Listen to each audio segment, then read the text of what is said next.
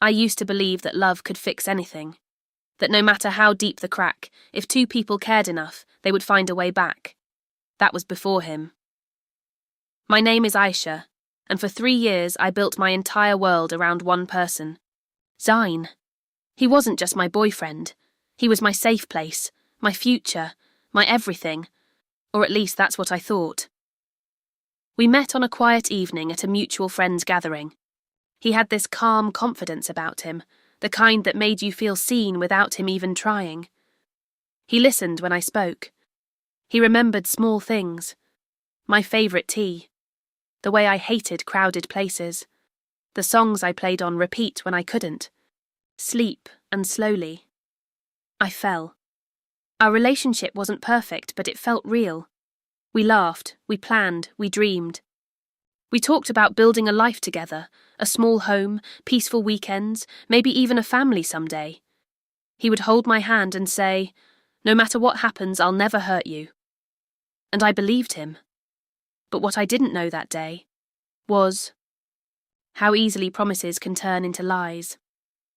It started with small changes, late replies, cancelled plans, that distant look in his eyes when I spoke about us. At first, I ignored it. I told myself he was just busy, stressed, tired. Because when you love someone deeply, you don't want to see the truth until everything changed. One night, he left his phone on the table while he went to the shower. I wasn't the kind of person who checked phones. I trusted him completely. But that night, something felt off, and when his phone lit up, I saw a name I had never seen before. Message popped up. "I miss you already." My heart didn't break in that moment, it froze. I remember staring at that message like it didn't belong to my reality. My hands felt cold, my breathing slowed. I wanted to believe it was nothing, just a misunderstanding. But something inside me, something quiet but firm, told me to look deeper. So I did, and what I found shattered everything.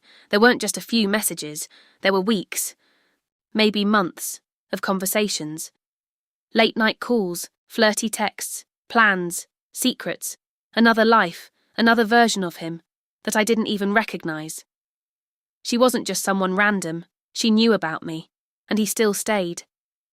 I felt something inside me collapse, not loudly, not dramatically, just quietly, like a building falling in slow motion. When he came out of the shower, I was still sitting there, holding his phone. He froze the moment he saw my face. "Aisha, I can explain," he said. That sentence, the one every person says, when the truth is already exposed. I looked at him, really looked at him. And for the first time, I didn't see the man I loved. I saw a stranger. "Explain what?" I asked calmly. "The lies? Or how long you've been living 2 lives?" He ran his hands through his hair, pacing like he was the victim of the situation. It didn't mean anything. I swear. It just happened. Just happened. Like betrayal. Is an accident. Like breaking someone's trust is something that simply slips. I felt tears in my eyes, but I didn't let them fall, because something had changed inside me. The girl who would have cried, begged, asked why. She was gone. In her place was someone quieter, stronger. "I never meant to hurt you," he said softly, stepping closer. But I stepped back, because I finally understood something important.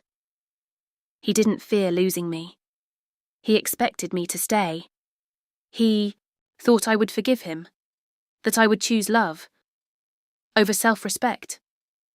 And that's when I made a decision, not out of anger, not out of revenge, but out of clarity. I smiled and said, "It's okay, Zain. I forgive you." And in that moment, he relaxed because he thought he had won.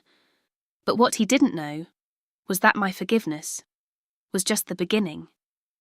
After that night, I didn't argue. I didn't question him again. I didn't cry in front of him. Instead, I watched. I observed everything carefully. The lies became easier to spot, the patterns clearer. And the truth? It became undeniable. But I stayed calm, because sometimes silence is more powerful than confrontation.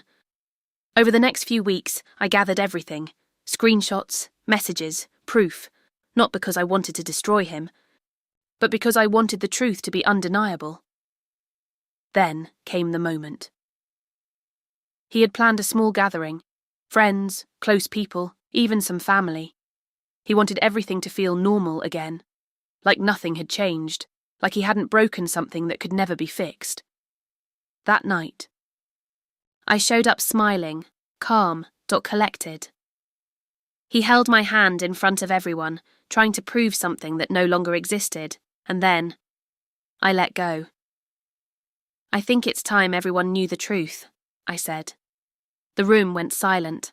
I took a deep breath and revealed everything, not with anger, not with shouting, but with clarity, message by message, proof by proof. The same man who once promised me forever stood there, unable to say a single word. His face changed, not from guilt, but from shock, because for the first time, he lost control of the story. People looked at him differently. The respect he carried disappeared in seconds. And me, I didn't feel powerful. I felt free. I looked at him one last time and said quietly, "You didn't lose me because I wasn't enough. You lost me because you didn't value what you had." And then I walked away. No drama, no tears, just peace. Because the truth is, revenge isn't always about hurting someone back.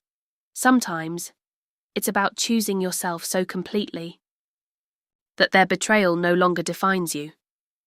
He thought I'd forgive him and stay, but I forgave him and left, and that made all the difference.